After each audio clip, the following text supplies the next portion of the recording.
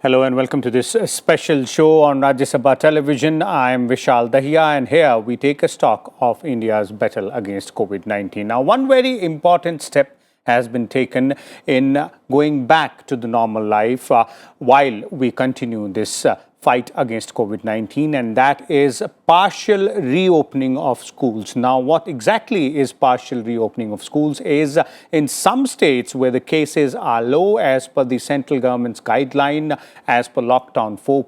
Unlock 4.0 rather, several states have now asked the students, those who want to come from 9th to 12th standard, to clear their doubts or seek guidance from their teachers, can do so with permission, written permission from their parents. So that is a process which has begun in some states today, and several other states are still under the process of taking an informed decision based on consultation with various stakeholders. So we'll try and understand what exactly is happening. How did the first day, if in certain schools in certain states go, wherein some students would have come? What are the steps which have been taken, processes, procedures to ensure the safety of everyone who attend the school? And for more on this, we're joined by a distinguished panel of guests. Let me first introduce them to you, beginning with Mr.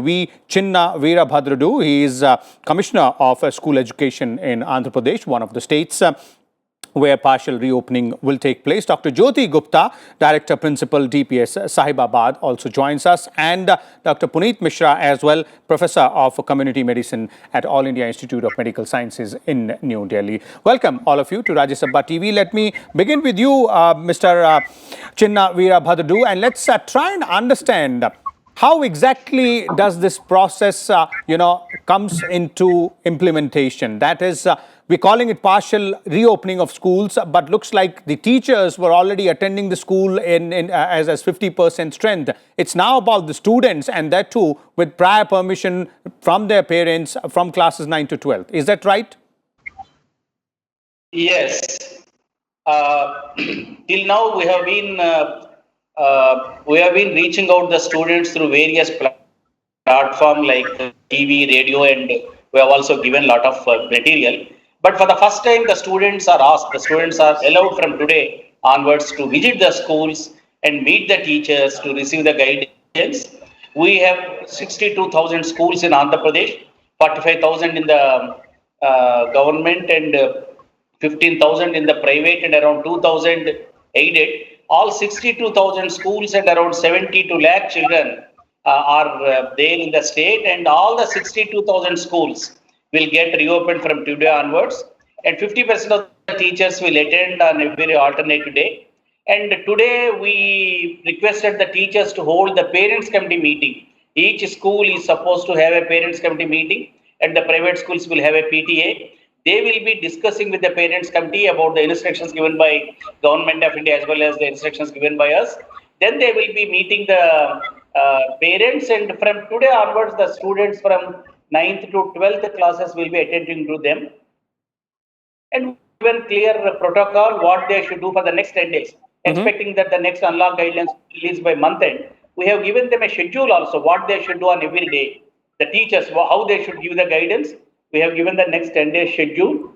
And there is one issue, there are students who stay in hostels and residential schools. So one question has come, since the schools cannot be opened, what do you do with the students that stay in the residential schools and hostels? We told that a student of a residential school can receive guidance from his nearby high school, wherever he is. He can go to the nearest high school nearer to his location, and he can receive the guidance. Okay. These are the instructions we have. By the end of the day, we will be knowing what could be the response today. Okay, but Mr. Veerabhadradu, this is really important here, both for the parents as well as the students and others in the community as well as stakeholders, with the school education system, to understand what steps have been taken by the state government or by the stakeholders, or the schools would have been asked to go ahead and prepare themselves. What all procedures or guidelines have to be followed when the students do come to the school for guidance?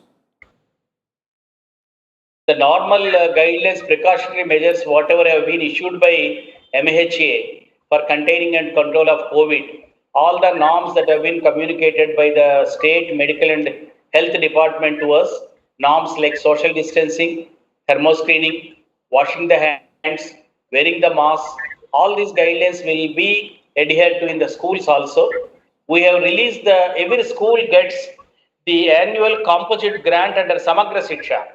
So the Samagra Shiksha has given us guidelines saying that part of the money can be utilized for these preventive and precautionary measures like the keeping the adequate number of sanitizers available, sanitizing the school premises, and wearing the mask.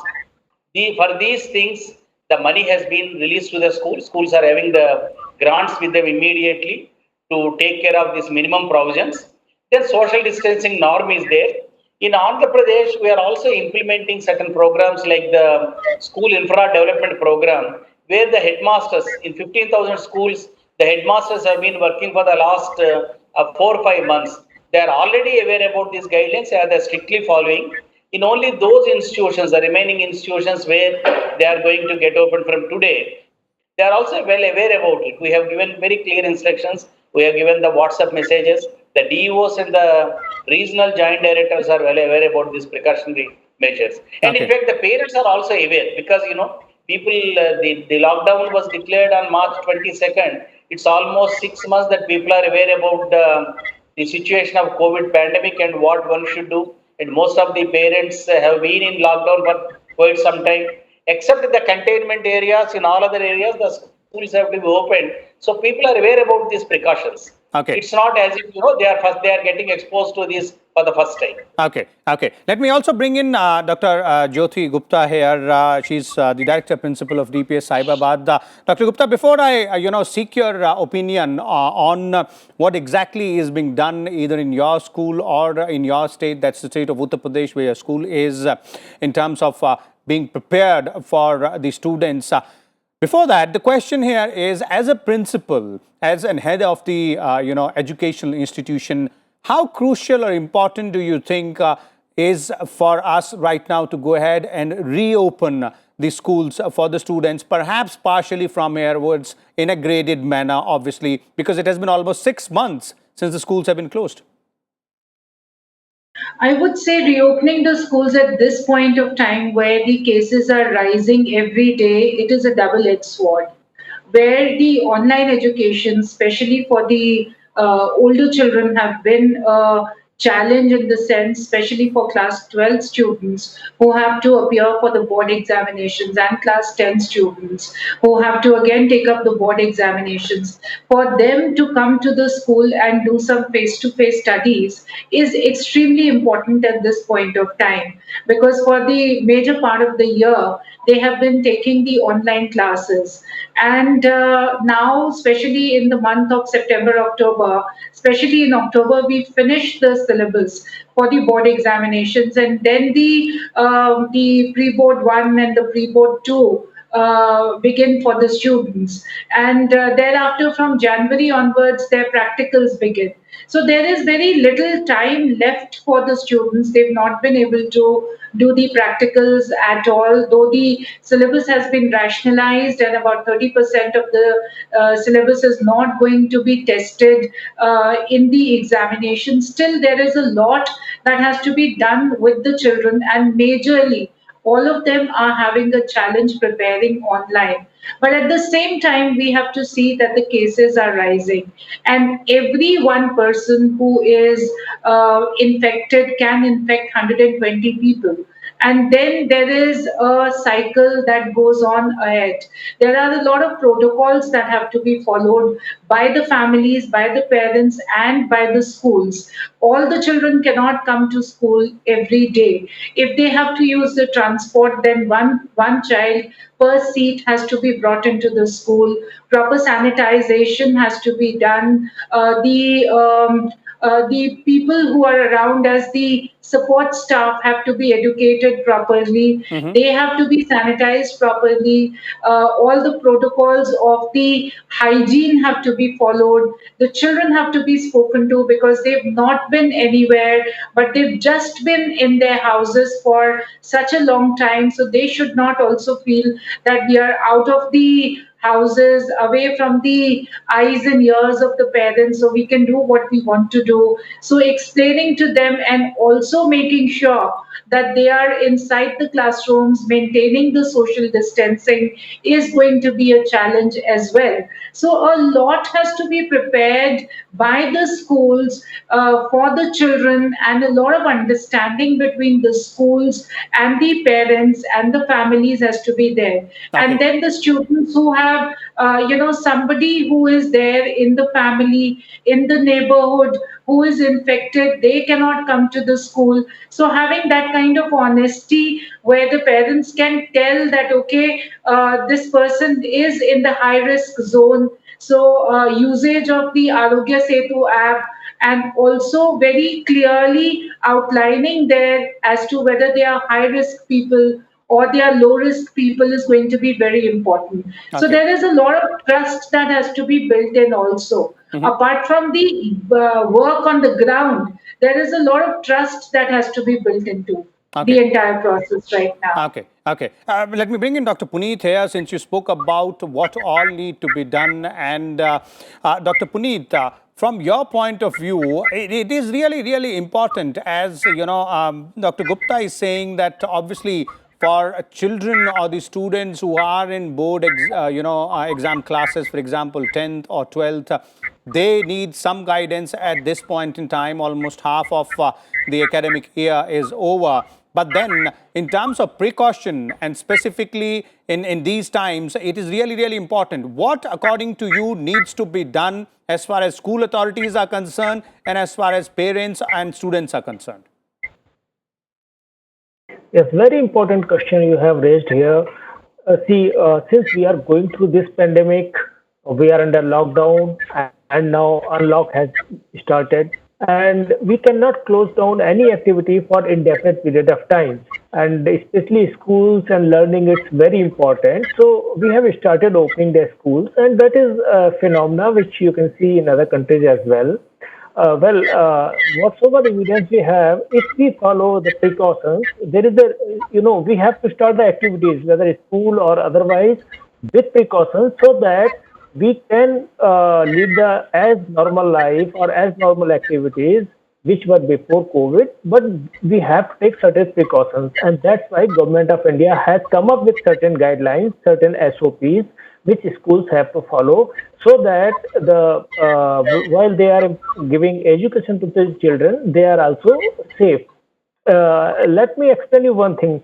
What has been seen in United States, if you go to CDC website, what they have found that in the schools where they have taken five criteria like social distancing, mask use, cuff etiquette, hand washing, and the sanitization and other activity, disinfecting activity at the school level. So what they have seen in the schools where they have followed all these protocols, the rate of infection is very, very low as compared to the school where they have not followed any guidelines, and other where they have followed one guidelines or two guidelines or followed all the guidelines but loosely.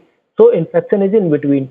So it is very important that while we open the school, take out the activity, but if we follow all the SOPs which has been issued by government and take all the precautions, the risk of infection is very, very low. I think that is the ideal situation where we are imparting good education in the school, taking all the precautions so that these activities hamper, very little. Okay. That's my say on this Okay, issue. okay. And let me bring in Mr. Veerabhadradu here again. This was the first day as far as your state is concerned in terms of, partial reopening of school. So one, how has been the response on the first day? And two, as part of the policy implementation, machinery out there, what's the plan, action plan on the ground for the reopening of schools in a graded manner? How do you or the state government there wants to proceed? The schools have been reopened as already restricted, but how many children have reported, will be knowing the figure by end of the day. I mean, the districts will be starting as reporting by the end of the day. Teachers, anyway, they will report all schools outside the containment zones, they will report 100%. There is no violation in that. About the gradual reopening, actually the state government has planned tentatively to reopen the schools from September 5th onwards, but adhering to the instructions issued by the MHA and Government of India, we didn't open, but we are tentatively scheduling on October 5th, because as Dr. Mishra said, you can't, all other activities in some form or other, they are getting resumed.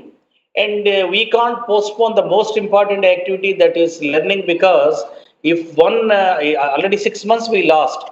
So somewhere we have to start this activity. And one good support that I found in the words of Dr. Mishra is that, if the precautionary measures are strictly adhered, then the infection is very less. I think these are good message, and we'll be definitely working on this. And there are, say, for example, the tribal areas. Let me tell you a small thing.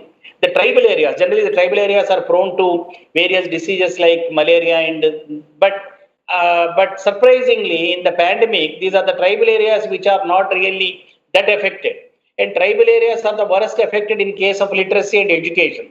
So one idea is that why don't we open the tribal area schools at least 100%, because tribal areas have not reported COVID cases, positive cases in a large number. They are very, very sparse because of various reasons. Okay. So we are just examining. We would like to, the idea of the government is to open the schools as early as possible. We are just waiting for the clearance from the Government of India. Okay. Okay. Dr. Gupta, two points here. And as you were also saying, and Mr. Veerabhadradu also pointed out just now, that learning is an activity which can't be put on hold forever.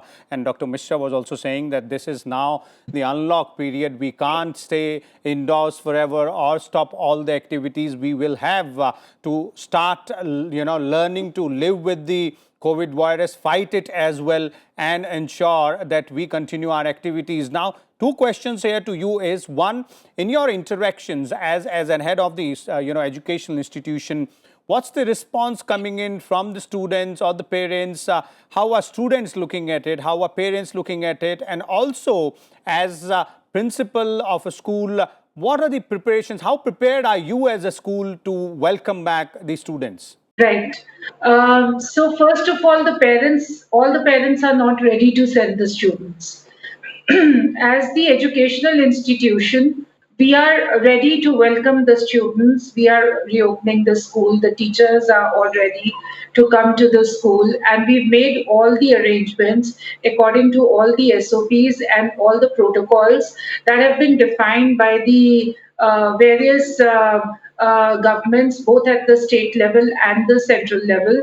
And everybody is following all the instructions that are going to keep the children safe. But are the parents comfortable sending their children to school? No, they aren't. Because at the end of the day, the children are their most prized possession. They can take any chances with themselves, but they can't take any chances with the children. So much so, even if the reports from all over the world are that the children who are below 18 years are the least to be infected with the COVID, but still the parents are not ready to take the chance, because they say that if there are learning gaps, doesn't matter, all the learning gaps can be filled in a little later. They are ready for a 0 year for the children. They are ready for lesser grades for the children, but they are not ready to send the children to school. That's quite natural as well as a parent. But from a student's perspective, Dr. Jyoti, they must be definitely missing the school. The children are missing the school. They are missing their peers. They are missing coming out of the homes. They are missing the playgrounds. They are also missing the personal connect that the children and the teachers have. But there is so much of scare, because when there were only about 200 cases coming up, that is the time when we shut all the schools. Now, when there are, when there's a lack of cases coming up every day, we are saying you reopen. Yes, of course, we have seen the way people are responding. There are people who are getting better. People are getting infected and they're getting better also. But at the same time, that scare is there. So if I look at the entire survey, not more than 5% of the parents want to send the children to school. Okay. So it's only about 4 to 5% of the parents who have come forward to say that, okay, we are ready to send the children when the schools have made all the arrangements and we are satisfied by the arrangements. Okay. 95, 96% of the parents still don't want to send the children to the school. Okay. They want to wait till there are proper medicines, till there are proper vaccines, or at least when the peak starts to slide down. So they're still waiting for that. So Okay. I'm not too sure that even after we reopen, the teachers come to school and we followed all the protocols, the parents would still be ready to send their children to school, Okay. because the life is very, very important. Ah. And no parent, and let me tell you, even as a media, when you will realize that even there is one case in the school which has turned up positive because of some remote case, then nobody is going to spare the schools at that point of time. Okay, definitely. The anxiety out there is one aspect which need to be addressed, and therein I'd like to bring you in, Dr. Punit, because and let me remind our viewers as well. We're not talking about complete reopening of schools here. It's about partial reopening, and specifically for students from 9th to 12th who want to seek guidance. That is what the government is focusing on right now. But Dr. Punita, as Dr. Jyoti was also pointing out, in terms of fear and anxiety out there amongst parents and, somewhere students as well, though most of the students would want to go back to school. How do we deal with this anxiety factor? Obviously, one can be that all stakeholders will have to come together and ensure that all the parameters are adhered to, all guidelines are adhered to. Say, having this kind of anxiety and fear, that I see it's a kind of a normal thing in the current environment. As Madam has already pointed out that when there were 200 cases, we were closing the school and lockdown was there, while there are now lakhs of cases and we are opening. See, issue here is we should understand that when we started lockdown, there was some specific purpose. At that time, disease was very new, and our understanding about the disease was not that clear. Number one. Number two, we were preparing our hospital and health facility to take care of the cases which we were expecting in the near future. Now, what happens?